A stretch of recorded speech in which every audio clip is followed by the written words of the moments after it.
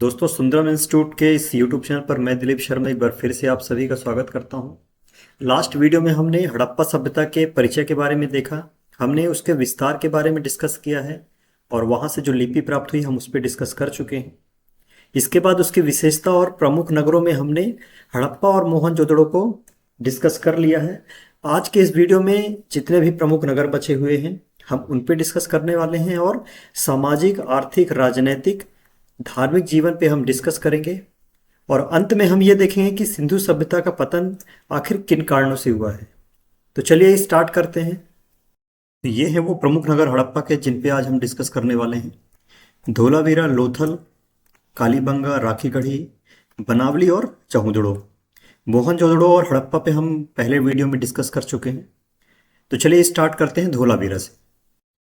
तो देखिए, जो धौलावीरा था वो हड़प्पा सभ्यता का एकमात्र ऐसा शहर था जो तीन भागों में विभाजित था। तीन भाग मतलब एक भाग में दुर्ग होते थे और मध्य का जो भाग था वहां पर मतलब मध्य का जो नगर होता था वो मध्य वाले हिस्से में था, और पूर्वी जो हिस्सा था वहां पे जो नगर का जो क्षेत्र था, अंतिम क्षेत्र जो होता था नगर का, नगरीय क्षेत्र, वो कहलाता था। मतलब जैसे हमने इससे पहले भी पिछले वीडियो में हमने देखा है कि वहां पर दो क्षेत्र हमने देखे हैं। मतलब पश्चिमी क्षेत्र में हमने किला देखा था और पूर्वी क्षेत्र में नगर का विस्तार देखा था। लेकिन धौलावीरा एकमात्र ऐसा शहर है जहां से ऐसे अवशेष प्राप्त हुए हैं कि ये शहर तीन भागों में विभाजित है। इसके अलावा यहाँ से घोड़े के अवशेष मिले हैं। मतलब घोड़े के जो अस्थि पंजर हैं, वहाँ उसका कंकाल है, उसकी प्राप्ति हुई है इस शहर से। साथ ही यहाँ से सबसे बड़े अभिलेख की प्राप्ति हुई है।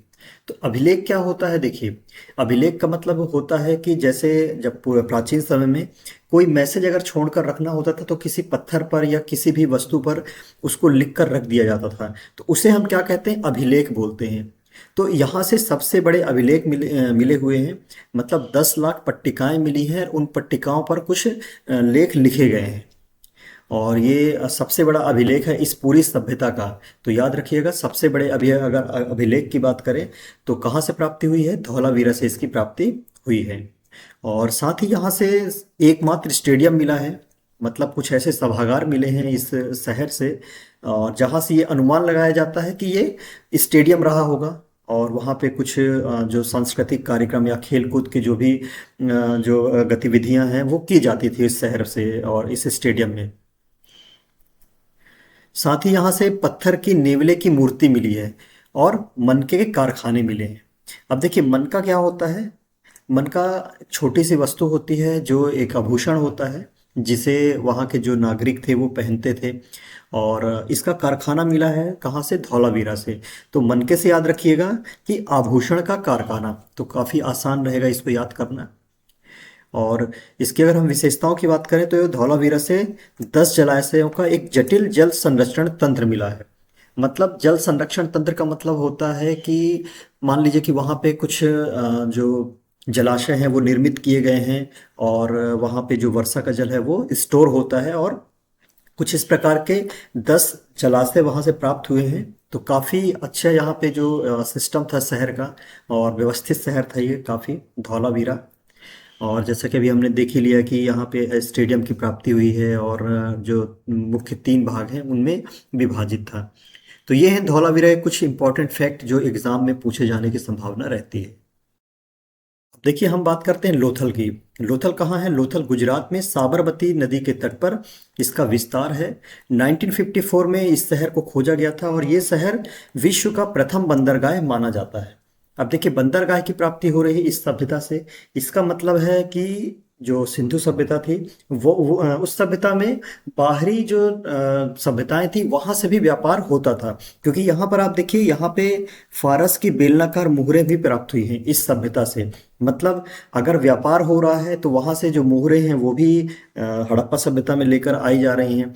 तो मतलब ये दोनों जो साक्ष्य हैं, बंदरगाह शहर और फारस की बेलनाकार मुहरें, इससे स्पष्ट होता है कि इस शहर में जो व्यापार था वो बाहरी देशों से भी रहा होगा। और इसमें और भी अवशेष प्राप्त हुए हैं, इसको देखते हैं। देखिए, तीन युग्म समाधान की प्राप्ति हुई है। अब समाधान का क्या मतलब होता है? देखिए, समाधान का मतलब होता है कि कब्र, समाधि या अंत्येष्टि की जगह। और ये कितनी प्राप्त हुई हैं? तीन युग्म में प्राप्त हुई हैं। युग्म का मतलब होता है जोड़े में। तो 3 जोड़ी वहां से सावधान की प्राप्ति हुई है लोथल से। और ये कई बार एग्जाम में पूछा गया है कि 3 युग्म सावधान की प्राप्ति हड़प्पा के किस शहर से हुई है, तो याद रखिएगा लोथल से इसकी प्राप्ति हुई है। इसमें यहाँ से अन्नागार मिले हैं और गोदाम भवन मिले हैं। अब देखिए अन्नागार और गोदाम का भवन मतलब अनाज रखने की जगह है, वो प्राप्त हुई है। अब जब अनाज रखने की जगह प्राप्त हुई है तो वहां से कौन से अनाज मिले हैं, चावल के साक्ष्य मिले हैं। तो याद रखिएगा गोदाम भी मिले हैं और चावल के साक्ष्य भी मिले हैं। तो कई बार एग्जाम में पूछा गया है चावल के साक्ष्य लोथल किस शहर से मिले हैं, तो लोथल से मिले हैं। हालांकि और भी कई शहरों से इसकी प्राप्ति हुई है, लेकिन फिर भी हमें ध्यान में रख के चलना है कि चावल के साक्ष्य कहाँ से प्राप्त हुए हैं, लोथल से प्राप्त हुए हैं। इसके बाद हाथी के दांत मिले हैं लोथल से, और सोने के मनके मिले हैं। अब देखिए सोने के मनके मतलब कि सोने के आभूषण मिले हैं। और इससे ये पता चलता है कि वहाँ के जो लोग थे वो काफ़ी जो आभूषण थे उनके प्रेमी थे। और स्त्री पुरुष दोनों ही आभूषण प्रेमी होते थे। कुछ ऐसी मूर्तियां मिली हैं हड़प्पा सभ्यता से जो इस बात का प्रमाण देती हैं कि स्त्री और पुरुष दोनों आभूषण पहनते थे। और यहाँ से भी मनके के कारखाने मिले हैं। अब देखिए जब आभूषण पहन रहे हैं तो उसको कारखाना उस पे वहाँ पे बनाया गया है, वहाँ से आभूषण निर्मित किए जा रहे हैं। और उसको वहाँ पे जो स्त्री पुरुष हैं या वहाँ के जो लोग हैं नागरिक हैं उनके लिए कुछ इस प्रकार की सुविधाएं दी गई हैं इस शहर में। साथ ही इस शहर में गढ़ी मिली है और नगर के दोनों ओर रक्षा प्राचीर मिला हुआ है। मतलब देखिए गढ़ी मतलब होता है किला, और जो नगर है नगर के दोनों साइड में रक्षा प्राचीर मतलब ऊंची ऊंची दीवारें प्राप्त हुई हैं जो बाहरी आक्रमण से इस शहर की रक्षा करती हैं। इसके बाद पक्की ईंटों से निर्मित जलाशय मिले हैं। अब देखिए वहां पे जब नागरिक निवास कर रहे हैं तो जलाशय का होना स्वाभाविक बात है, क्योंकि देखिए बिना जल के तो जीवन की संभावना या जीवन का अस्तित्व तो होता ही नहीं है। तो लोथल से क्या प्राप्त हुआ है, लोथल से पक्की ईंटों के जलाशय की प्राप्ति हुई है। और ये जितने भी फैक्ट हैं बहुत इंपॉर्टेंट हैं, कई बार एग्जाम में पूछे गए हैं, भविष्य में भी इनकी संभावना बहुत अधिक रहती है कि यहाँ से क्वेश्चन आ सकते हैं। तो चलिए अब बात करते हैं कालीबंगा की। तो कालीबंगा कहाँ है, कालीबंगा राजस्थान के हनुमानगढ़ में इसका विस्तार है। और 1953 में इसे खोजा गया था। और यहाँ से क्या मिले हैं, यहाँ से प्रमुख रूप से जुते हुए खेत मिले हैं। तो जुते हुए खेत का मतलब होता है खेत मिले हैं और खेतों में जुताई की गई है, उसकी आकृति यहाँ से प्राप्त है कुछ इस प्रकार से। और यहाँ से 7 अग्निकुंड की प्राप्ति हुई है। तो देखिए अग्निकुंड मतलब कि वहाँ पे जो आस्था का प्रतीक माना जाता है अग्निकुंड। और यहाँ से 7 अग्निकुंड मिले हैं।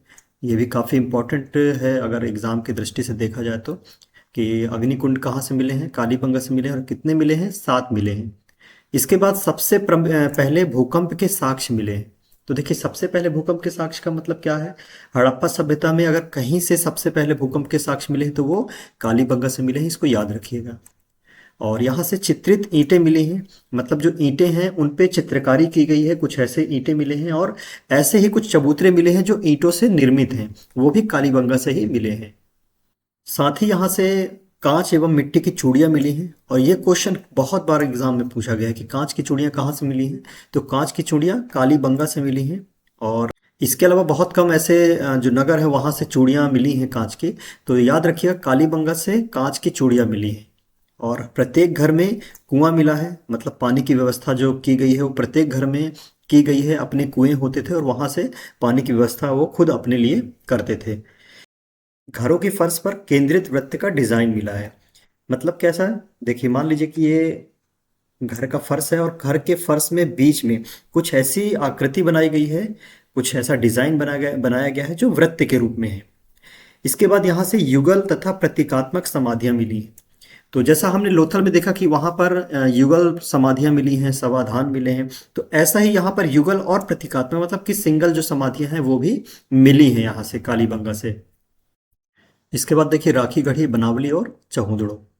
अब देखिए इन तीनों को हमको साथ में पढ़ना है और मैंने कोशिश किया है कि यहाँ से जो भी इम्पोर्टेंट फैक्ट हैं वो मैं आप सभी को प्रोवाइड करवाऊँ, क्योंकि देखिए और भी बहुत सारी ऐसी जो अवशेष है वो यहाँ से प्राप्त हुए हैं जो अन्य शहरों से भी प्राप्त हुए हैं, तो वो एग्जाम के पॉइंट ऑफ व्यू से उतने इम्पोर्टेंट नहीं है।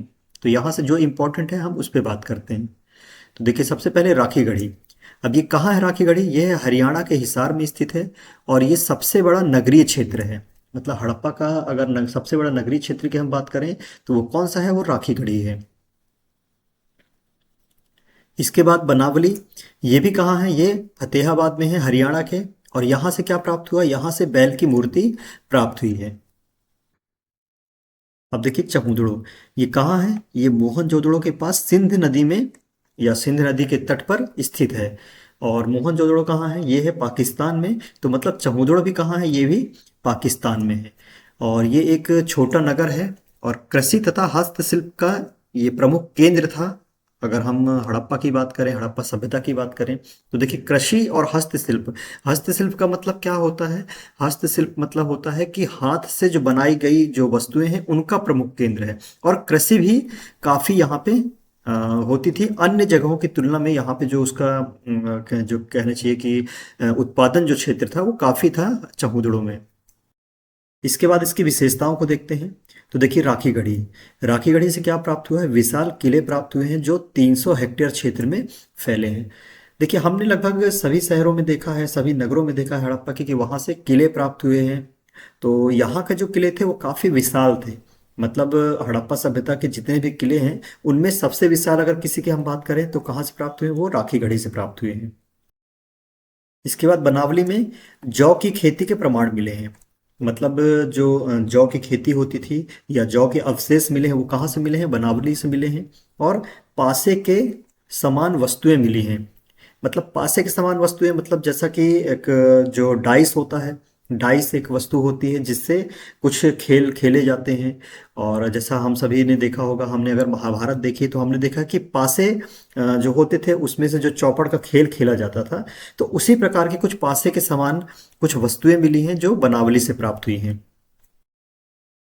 आगे देखते हैं चहुदड़ों से, यहाँ से मिट्टी की मुहरें प्राप्त हुई हैं और छोटे छोटे घर मिले हैं। मतलब कि जैसा यहाँ पे हमने देखा कि ये छोटा नगर था, तो छोटा नगर था मतलब ये इस बात का प्रमाण यहाँ से मिलता है कि छोटे घर मिले हैं, मतलब ये छोटा नगर रहा होगा। इसके बाद ईंटों की सड़कें मिली हैं। मतलब आज के समय में जैसे देखिए कि सड़कों पर जो पेवर्स लगाए जाते हैं, मतलब जो सीमेंट के पेवर्स बनाए जाते हैं, वो पेवर्स पूरे सड़कों पर उनको ब्लॉक्स को उनको लगा के और निर्मित की जाती हैं सड़कें। तो यहाँ कैसे सड़कें मिली, यहाँ पर ईंटें लगाई गई हैं पूरी सड़कों पे और सड़कों का निर्माण किया गया है। इसके बाद सामूहिक स्नान जैसे कुछ संरचनाएं मिली हैं, उसके प्रमाण मिले हैं यहाँ से। चलिए इसके बाद आगे देखते हैं। तो नेक्स्ट जो नगर है वो है सुरकोटदा।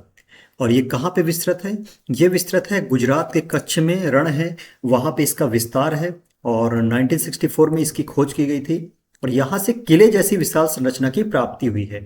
अब देखिए जो किला प्राप्त हुआ है उसका क्षेत्रफल कितना है, उसका क्षेत्रफल है 2.5 हेक्टेयर क्षेत्र। मतलब काफ़ी बड़ा एरिया होता है ये, और इतनी बड़ी संरचना सुरकोटदा से प्राप्त हुई है। और साथ ही यहाँ से किसी भी प्रकार के कोई घर या सड़कें नहीं मिली हैं। मतलब जैसा हमने बाकी के जो शहर हैं हड़प्पा के, वहाँ से हमने देखा है कि वहाँ से घरों के जो नगर नगर प्राप्त हुए हैं, घर प्राप्त हुए हैं, या वहाँ से नालियों का जो अवशेष है वो प्राप्त हुआ है। तो ऐसे कोई भी अवशेष सुरकोटता से प्राप्त नहीं हुए हैं। और यहाँ से घोड़े के अस्थिपंजर जरूर मिले हैं। और हमने जैसे धौलावीरा में भी देखा था कि वहां से भी घोड़े के अवशेष मिले थे। तो सुरकोटता से भी घोड़े के अवशेष मिले हैं, घोड़े के अस्थिपंजर मिले हैं, इसको ध्यान में रखिएगा।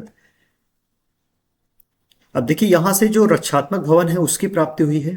मतलब एक प्रशासनिक केंद्र मिला है यहाँ से। अब देखिए हम ऐसा मान के चलते हैं कि ये जो किला था, जो विशाल संरचना जिसकी मिली है, तो ये किला कौन सा था, ये प्रशासनिक केंद्र था। और वहां पे प्रशासनिक गतिविधियां की जाती रही होंगी, कुछ ऐसा हम मान के चलते हैं। क्योंकि देखिए हम जब इतिहास अगर हमें पढ़ना है तो हमें इमेजिनेशन हमारा स्ट्रांग होना चाहिए। मतलब हम इमेजिन करेंगे, हम एक कहानी के रूप में समझेंगे तो हमें चीज़ें समझ में आएंगी, अदरवाइज हमें चीज़ें समझ में नहीं आएंगी। तो ऐसा हमें मानना पड़ेगा, हमें इमेजिन करना पड़ेगा। अब देखिए इन स्थलों की जो खोज है वो सिंधु सभ्यता के शहरी योजना, व्यापार, कृषि और धार्मिक प्रथाओं के बारे में महत्वपूर्ण जानकारी मिलती है। मतलब किसकी, जितने भी हमने अभी तक के जो शहर पढ़े हैं या इस प्रकार के जितने भी हमने जो भी अपने फैक्ट देखे हैं, तो ये क्या प्रमाण देते हैं, ये वहाँ की जो शहरी सभ्यता है, शहरी योजना है, वहाँ पे जो व्यापार की जो स्थिति थी, जैसे हमने देखा लोथल से कि बंदरगाह की प्राप्ति होती है, वहाँ से फारस की जो मोहरें थी वो प्राप्त हुई थी। इसके बाद हमने बहुत सारे ऐसे जो नगर हैं वहाँ से हमने अन्नागार देखे हैं, हमने चावल के प्रमाण देखे हैं, जौ के प्रमाण देखे हैं। तो कुछ इस प्रकार की चीज़ें हमने वहाँ से प्राप्त की हैं, वहाँ के अवशेष हमें मिले हैं। तो हम ये समझते हैं कि यहाँ का जो शहरी व्यवस्था थी, यहाँ के जो व्यापार था, कृषि था, काफ़ी उन्नत था। तो ये कुछ प्रमुख नगर थे हड़प्पा सभ्यता के। इसके बाद हम इसके राजनैतिक, आर्थिक, धार्मिक और सामाजिक जीवन के बारे में हम चर्चा करने वाले हैं। तो चलिए सबसे पहले अब यहाँ पे राजनीतिक जीवन के बारे में बात करते हैं। तो देखिए राजनीतिक जीवन के बारे में जो इतिहासकार हैं उनके अलग अलग मत हैं। मतलब दो तरह की बातें यहाँ के जो सिस्टम है उसके बारे में कही गई है। तो कुछ इतिहासकार का मानना है कि हड़प्पा सभ्यता में केंद्रीकृत राजतंत्र का स्पष्ट प्रमाण नहीं मिला है। मतलब वहां से कोई भी ऐसी व्यवस्था, कोई भी ऐसे अवशेष नहीं मिले हैं जिससे हम ये अनुमान लगा सके कि वहां पे एक सेंट्रलाइज्ड गवर्नमेंट का सिस्टम रहा होगा। तो ऐसा कुछ वहां पे जो इतिहासकार हैं वो ऐसा मान रहे हैं इस सिस्टम को देखकर, मतलब जो वहां से प्रमाण ऐसे नहीं मिले हैं उसके आधार पे। तो उनका क्या मानना है, उन इतिहासकारों का क्या मानना है कि यहाँ पे कोई दैवीय राजा या पुजारी ही था जो पूरी शासन प्रणाली को कंट्रोल करके रखे हुए थे।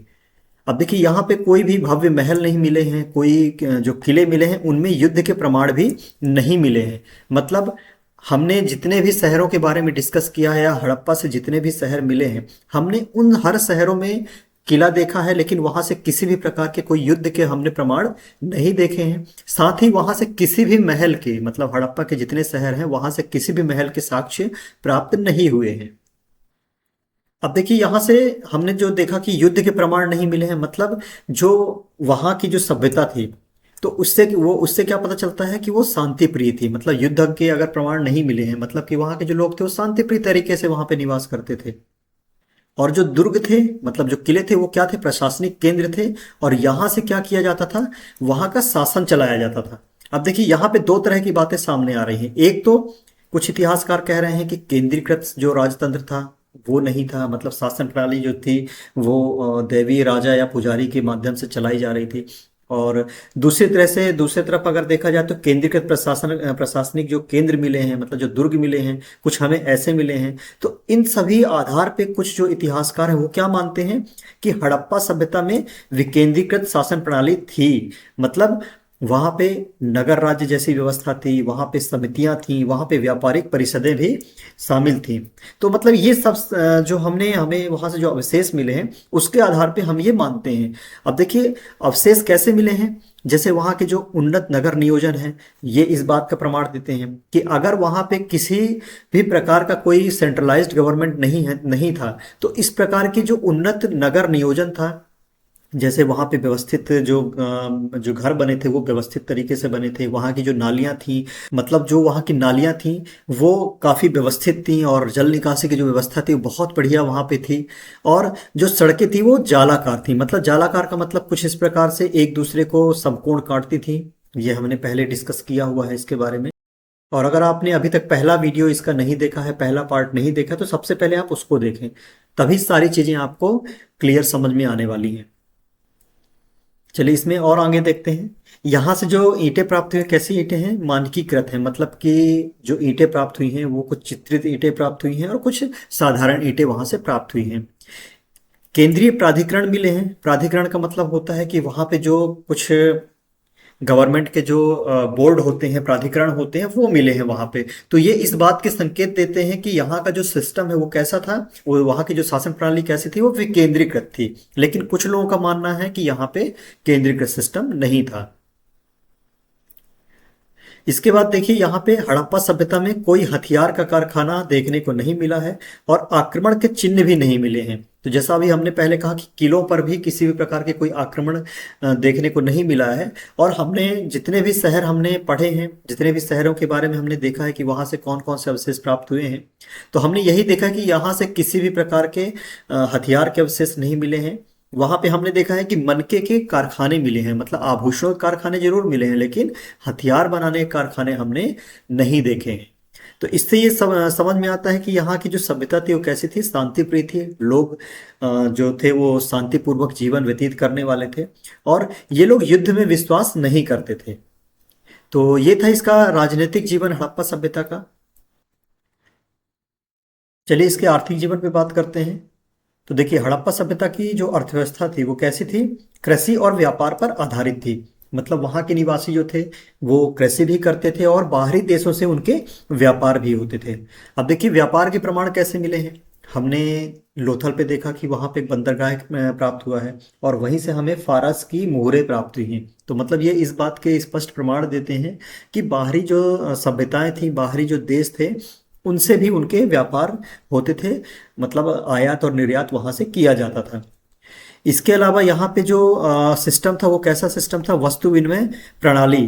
मतलब कि एक वस्तु के बदले में, मान लीजिए आपके पास में एक वस्तु है और आपको उसी मूल्य की कोई दूसरी वस्तु की आवश्यकता है। मान लीजिए हमें कोई आभूषण चाहिए और हमारे पास में कोई अनाज है, तो हम क्या करते कि आभूषण के ही मूल्य का अनाज हम जो जहाँ से हमें आभूषण प्राप्त होगा तो हम उनको देते, और उसके बदले में वो हमें आभूषण हमें दे देते। तो जैसे वहां से किसी भी प्रकार का कोई सिक्का नहीं मिला है, तो अगर सिक्का नहीं मिला है मतलब वहां पे ये पता चलता है कि वहां पे वस्तु विनिमय प्रणाली का उपयोग किया गया है, इसके साक्ष्य वहां से मिले हैं।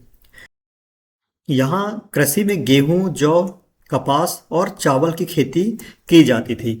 तो इन सभी के हमें प्रमाण मिले हैं, और गेहूं की हमें दो प्रजातियां वहां पे मिली हैं देखने को, और जौ के प्रमाण मिले हैं, कपास मिला है, चावल की खेती हमें मिली है, हमें अन्नागार मिले हैं। और इन सब में कहीं ना कहीं किसी न किसी प्रमुख शहरों में हमने देखा है कि अलग अलग जगह जगह पे हमें अनाज के जो अवशेष हैं वो हमें प्राप्त हुए हैं। कालीबंगा में प्लाव चिन्ह मिले हैं। अब देखिए प्लाव चिन्ह क्या होता है। प्लाव चिन्ह का मतलब है कि हल के निशान। अब जब हल से खेती की जुताई की जाती है खेतों पे, तो जो निशान बनता है वो उसी निशान की हम बात कर रहे हैं कि वो प्लाव चिन्ह वहां से कालीबंगा से हमें मिले हैं। इससे क्या पता चलता है, इससे ये पता चलता है कि कृषि में हल का उपयोग किया जाता था। अब देखिए हड़प्पा सभ्यता के जो लोग थे वो साल में दो फसल उगाते थे। अब देखिए मिट्टी की जो उर्वरक क्षमता है उसको बनाए रखने के लिए हम लोग भी क्या करते हैं कि इस साल में हम अलग अलग फसलों को उगाते हैं, ताकि जो हमारी मिट्टी है वो उपजाऊ बनी रहे, उसकी उर्वरक क्षमता बनी रहे। इसी तरह से हड़प्पा सभ्यता में भी लोग क्या करते थे, वो फसलों को दो प्रकार से उगाते थे, मतलब साल में दो फसल ही वो उगाते थे। तो अगर हम ये मान के चलें कि हमने जो खेती का जो तरीका सीखा है साल में अलग अलग फसलों को उगाने का, तो कहीं ना कहीं हमने हड़प्पा सभ्यता से ही ये चीज़ें हमने सीख ली है वहाँ से, कि वहाँ के जो प्रमाण मिले हैं तो उनसे ही हमने ये सीख लिया हुआ है कि हम साल में क्या करते हैं, हम दो प्रकार की अलग अलग फसलों को अपने खेतों पे उगाते हैं। अब देखिए अगर हम व्यापार की बात करें तो व्यापार मेसोपोटामिया मतलब सुमेर और बहरीन तक फैला हुआ था। तो ये व्यापारिक रूप से कैसे जुड़े हुए थे। देखिए हड़प्पा से मोती, कपास और हाथी दांत ये क्या किया जाता था, ये निर्यात किया जाता था। मतलब मेसोपोटामिया और सुमेर ये भेजा जाता था, और वहां से तांबा, कीमती पत्थर, इनको क्या किया जाता था, आयात किया जाता था। मतलब हम यहाँ से हड़प्पा सभ्यता के जो लोग थे वो यहाँ से क्या कर रहे हैं, मोती, कपास और हाथी दांत को भेज रहे हैं मेसोपोटामिया, और वहां से क्या प्राप्त हो रही हैं, तांबा और कीमती पत्थर प्राप्त हो रहे हैं। तो इस प्रकार से भी ये देखा जाए कि ये जो विनिमय प्रणाली थी, मतलब कि वस्तु विनिमय प्रणाली थी, तो इसके भी साक्ष्य कुछ इस प्रकार से देखने को मिल सकते हैं। और अगर हम उद्योग की बात करें, कारखानों की बात करें, तो यहाँ से मोती के कारखाने मिले हैं चमुद्रों से। बर्तन मतलब कि काली और लाल मिट्टी के बर्तन मिले हैं। और धातु कार्य मतलब धातु से बनी हुई जो वस्तुएं हैं उनके कारखाने भी हमने यहाँ पे, उसके भी प्रमाण हमें देखने को मिले हैं। और जो वजन और माप की जो इकाई थी या मानकीकृत जो इकाई होती उसका भी उपयोग किया जाता था यहाँ पे। और ये कैसी थी, ये 16 के गुणक में होती थी। मतलब 16 के गुणक का मतलब होता है कि जैसे 16 हो गया, इसके बाद में 32 हुआ, इसके बाद में 64 हुआ, तो ये क्या है, 16 के गुणक है। तो इस गुणक में जो वहां पे मापन जो इकाई थी या वजन करने की जो इकाई थी वो उपयोग में ली जाती थी। और यहाँ से जो गोदाम प्राप्त हुए वो सामूहिक भंडार के लिए उसका उपयोग किया जाता था, जो राज्य नियंत्रण के प्रमाण देते हैं। मतलब अगर सामूहिक रूप से किसी अनाज को रखने के लिए कोई गोदाम बनाया गया है, मतलब उसमें उस गोदाम में किसी न किसी जो शासन है उसका कंट्रोल होगा। तो इस प्रकार के प्रमाण भी वहां से देखने को मिले हैं। अब चलिए इसके सामाजिक जीवन पे बात करते हैं। तो देखिए हड़प्पा सभ्यता एक शहरी और समतामूलक समाज था जिसमें कोई स्पष्ट वर्ण या जाति विभाजन नहीं था। अब देखिए जैसा हमने इतिहास में कई जगह पढ़ा होगा कि जो वर्ण थे वो चार, मतलब समाज कैसा था, समाज चार वर्ण में विभाजित था। ब्राह्मण, क्षत्रिय, वैश्य और शूद्र। तो ये चार वर्ण इस सभ्यता में कहीं पर भी इसके प्रमाण नहीं मिले हैं कि जो समाज है वो या समाज जो है वो वर्णों में विभाजित है या जातियों में विभाजित है। अब देखिए इसी को कहा गया है कि समतामूलक, मतलब अगर समाज जो है एक समान है, समता है, समता का मतलब होता है समानता। तो वहां पे जो समाज था वो समान रूप से था, उसमें किसी भी प्रकार का कोई विभाजन नहीं था, चाहे वो धार्मिक हो या जातिगत हो। और देखिए जो वर्ण होते हैं, वर्ण काम के आधार पे प्राचीन समय में अगर देखा जाए तो वर्णों को उनके काम के आधार पे वर्ण को बांटा गया था। तो ऐसा भी कोई प्रमाण वहां पे देखने को नहीं मिला है। और यहाँ के जो आवास थे वो छोटे बड़े घरों में समान आकार के होते थे। मतलब कि आवास जो थे वो छोटे भी थे और बड़े भी थे और समान रूप से, मतलब एक समान, वो उनमें जो आकार था उनका वो एक समान था, जो क्या करता है समानता को दर्शाता है। और वहाँ पे कोई महल नहीं था, जिससे ये पता चलता है कि समाज में कोई भी वर्ग जो था बड़ा वर्ग नहीं था और उसका कोई भी विभाजन नहीं था। मतलब वर्ग विभाजन अगर होता और वहाँ पे कोई धनी व्यक्ति होता, कोई बड़ा व्यक्ति होता जो अपने लिए किसी अलग से कोई महल का निर्माण करवाता, तो ऐसे किसी महल का निर्माण वहाँ पे देखा नहीं गया है, उसके कोई अवशेष मिले नहीं है। जिससे ये पता चलता है कि समाज में क्या था, कोई भी बड़ा वर्ग नहीं था और जो समाज को विभाजित करे। अब देखिए जो वहाँ के महिला और पुरुष थे वो कैसे थे, वो दोनों आभूषण प्रेमी थे, आभूषण वो पहनते थे, मेकअप करते थे, मेकअप धारण करते थे। और जो एक मातृ देवी की मूर्ति मिली है उससे इस पूरे समाज का जो संकेत मिलता है वो कैसा मिलता है, मातृ सत्तात्मक संकेत वहां से मिलता है। अब देखिए यहाँ का जो परिवार था वो कैसा था, एकल और संयुक्त होता था। मतलब कि पूरा एक परिवार एक संयुक्त इकाई में था, एक यूनिटी में रहता था, उसमें किसी प्रकार का विभाजन नहीं था। और अगर दफन की प्रथा को हम देखें तो दफन की प्रथा से ये पारिवारिक संरचना का पता हमको चलता है। मतलब वहाँ का जो हमने दफन की प्रक्रिया देखी है कि वहाँ पे युगल समाधान मिले हैं, तो वो क्या क्या दर्शाते हैं, वो पारिवारिक संरचना को दर्शाते हैं कि अगर परिवार में एकता रही होगी तभी कहीं ना कहीं इस प्रकार की दफन प्रक्रिया को या दफन प्रथा को अपनाया गया होगा। अब देखिए यहाँ से गुलामी का कोई प्रमाण नहीं मिला है। अब देखिए हमने जैसे यहाँ पे देखा कि किसी भी प्रकार का कोई जो समाज था वो एक उसमें वर्ण विभाजित नहीं था। अगर वर्ण विभाजित नहीं है मतलब कि कोई भी जो छोटा वर्ण है, अगर वर्ण विभाजित होता या कोई बड़ा वर्ग होता, तो जो निम्न वर्ग होता तो बड़ा वर्ग क्या करता, निम्न वर्ग को कहीं ना कहीं अपने अधीन रखता, गुलामी में रखता। तो गुलामी का ऐसा कोई प्रमाण देखने को नहीं मिला है। तो इससे क्या पता चलता है कि समाज में सभी लोग समान थे और महिलाओं की उच्च स्थिति थी। अब देखिए वहां से एक नृत्यांगना की मूर्ति मिली है। अब उस मूर्ति से ये अनुमान लगाया जाता है कि महिलाओं की स्थिति काफी उच्च थी। और मातृ देवी की भी जो वहां पे मूर्ति मिली है उससे क्या माना जाता है कि जो समाज था वो मातृ सत्तात्मक समाज था। तो ये था इसका सामाजिक जीवन। अब चलिए धार्मिक जीवन के बारे में बात करते हैं। तो देखिए हड़प्पा सभ्यता बहुदेववादी प्रथा थी यहाँ पे। मतलब यहाँ के जो लोग थे वो एक से अधिक देवी देवताओं की पूजा करते थे और साथ ही यहाँ पे प्रकृति पूजा भी, उसकी भी यहाँ पे प्रधानता थी। तो प्रकृति पूजा का मतलब होता है कि प्राकृतिक जो वस्तुएं हैं या वहाँ पे जो पशुएं हैं, पेड़ पौधे हैं, उनकी पूजा भी की जाती थी। वहाँ के लोग इनकी पूजा भी करते थे, ऐसे प्रमाण मिले हैं वहाँ के जो साक्ष्य मिले हैं उससे। और यहाँ से किसी भी मंदिर के प्रमाण नहीं मिले हैं। मतलब हड़प्पा के जितने भी नगर हैं वहाँ से कोई ऐसे साक्ष्य नहीं मिले हैं जहाँ से इस बात का ये प्रमाण हो कि कोई वो मंदिर है। तो इससे ये पता चलता है कि वहाँ के जो लोग थे वो खुले में पूजा करते थे। और पशुपति की मूर्ति मिली है वहाँ से, मातृ देवी की मूर्ति मिली है, पीपल के वृक्ष की पूजा करते हुए वहाँ पे कुछ ऐसे जो साक्ष्य हैं वो मिले हुए हैं। और एक श्रृंगी बैल मिला है, मतलब कि जो पशु हैं उनकी मूर्ति मिली है। तो ऐसा कुछ माना जाता है कि वहाँ इन सभी की पूजा की जाती थी उस सभ्यता में। कालीबंगा में अग्नि वेदिकाएं मिली हैं। तो अग्नि वेदिकाएं मतलब जैसे हवन के लिए उपयोग में लाई जाती हैं अग्नि वेदिकाएं। और तो इस बात का ये प्रमाण देती हैं कि अग्नि पूजा भी वहाँ पे होती थी। और यौगिक मुद्रा वाली मुहरें भी मिली हैं।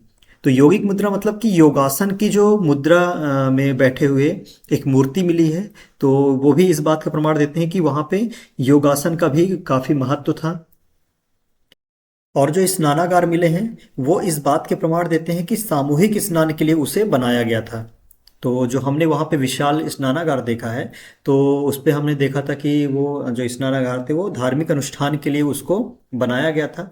तो मतलब कि जब कभी कोई धार्मिक अनुष्ठान किया जाता रहा होगा इस सभ्यता में, तो वहाँ पे लोग स्नान करते और उसके बाद में फिर उस अनुष्ठान में शामिल होते। और इसी के साथ में स्वास्तिक चिन्ह भी यहाँ से हमें देखने को मिला है। और स्वास्तिक चिन्ह जो हिंदू धर्म का काफ़ी महत्वपूर्ण चिन्ह होता है, एक धार्मिक चिन्ह है ये। तो हिंदू धर्म में काफ़ी इसको शुभ माना जाता है। तो उस चिन्ह की भी प्राप्ति कहाँ से हुई है? हड़प्पा से प्राप्ति हुई है इसकी। और साथ ही बलि या हिंसा का कोई प्रमाण नहीं मिला है। मतलब जैसे पशुओं की बलि दी जाती है, किसी प्रकार की कोई हिंसा, उसके कोई भी प्रमाण नहीं मिले हैं। जो धार्मिक रूप से मतलब होने वाली जो बलि है या हिंसा है, उसका कोई ऐसा साक्ष्य वहां से हड़प्पा सभ्यता के किसी भी शहर से नहीं मिला है। क्योंकि हमने पहले भी देखा है कि वहाँ के जो लोग हैं वो कैसे थे, शांति प्रिय और अहिंसा पे विश्वास रखते हैं। तो ऐसे कोई भी हमें जानकारी या प्रमाण नहीं मिले हैं जो इस बात का प्रमाण दें कि लोग धार्मिक अनुष्ठान के लिए किसी पशु की या किसी की बलि वहाँ पे दें।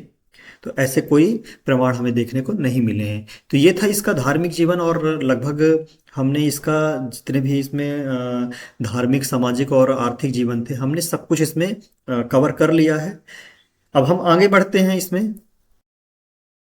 अब चलिए हड़प्पा सभ्यता के पतन के कारण समझते हैं कि हड़प्पा सभ्यता का जो पतन हुआ वो किन कारणों से हुआ है। तो देखिए यहाँ पे कुछ प्रमुख कारण हैं जो इतिहासकार जो बताते हैं कि यहाँ पे हो सकता है प्राकृतिक कुछ कारण रहे हों। तो प्राकृतिक कारणों में जैसे बाढ़ हो सकता है, जलवायु परिवर्तन हो सकता है कि वहाँ पे सूखा पड़ गया हो जिससे वहाँ की जितनी भी आबादी थी वो नष्ट हो गई हो। इसके अलावा भूकंप या भूक्षरण जैसी समस्याएं भी हो सकती हैं, क्योंकि हमने देखा है भूकंप के भी साक्ष्य हमें देखने को मिले हैं वहाँ पे।